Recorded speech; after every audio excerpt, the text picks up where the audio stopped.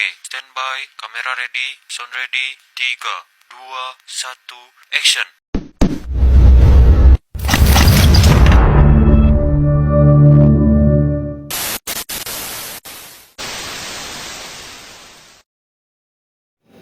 Assalamualaikum warahmatullahi wabarakatuh. Halo teman-teman, perkenalkan nama saya Hizma Mabrua dengan NIM A111252085.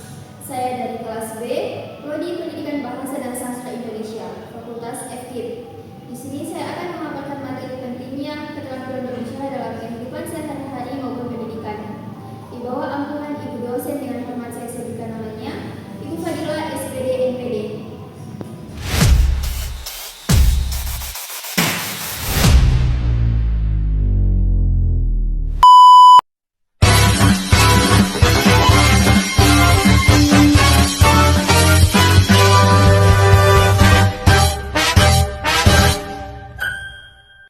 Assalamualaikum warahmatullahi wabarakatuh. Halo teman-teman semua. Di sini saya akan membahas salah satu keterampilan penting dalam kehidupan sehari-hari maupun dunia pendidikan, yaitu pentingnya keterampilan berbicara. Pernahkah kita merasa grogi saat berbicara di depan kelas?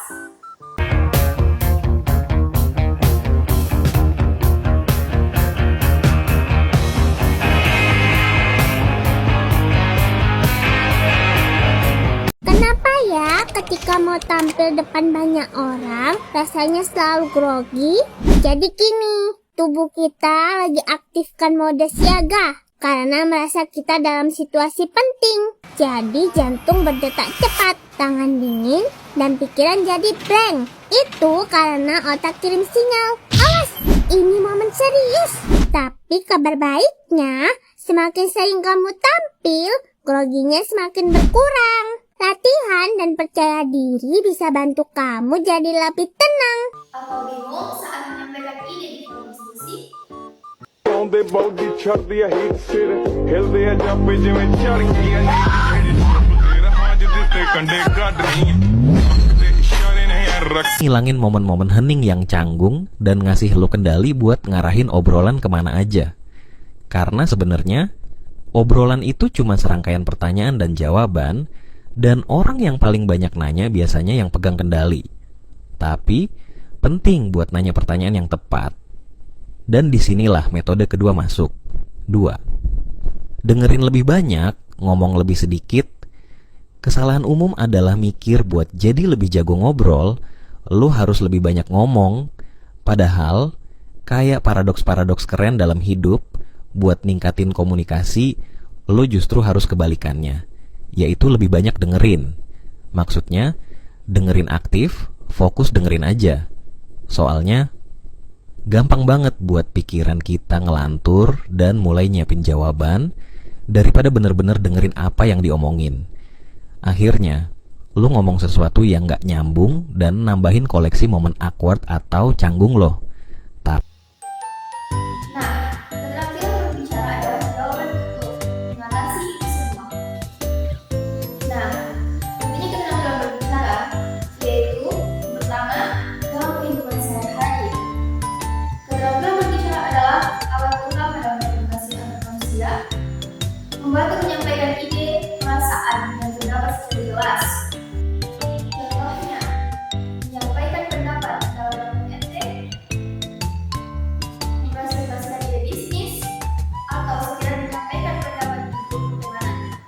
Yang kedua dalam dunia pendidikan, momen utama yaitu membantu siswa atau mahasiswi aktif dalam diskusi kelas. Poin kedua, mendorong rasa percaya diri untuk tampil di depan publik. Poin ketiga, keterampilan ini berperan penting saat presentasi tugas, mengikuti lomba pidato, atau wawancara beasiswa. Poin keempat, banyak keterampilan ini bisa menghambat prestasi akademik, meskipun penguasaan materi sudah baik. Lalu, bagaimana jika kita melatih keterampilan berbicara agar semakin baik? Salah satu metode yang efektif adalah dengan latihan presentasi.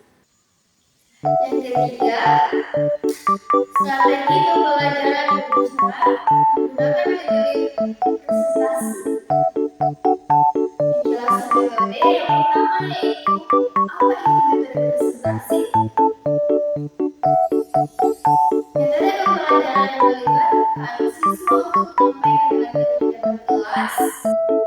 Fokusnya adalah kemampuan menyampaikan ide secara terstruktur dan realitas. Yang keempat, tips agar sukses presentasi. Yang pertama yaitu kenali audiens. Yang kedua, gunakan bahasa yang jelas dan tidak bertele-tele. Yang ketiga, gunakan alat visual seperti slide. Yang keempat, latihan intonasi, artikulasi, dan ekspresi wajah. Dan jangan lupa kontak mata. What the fuck?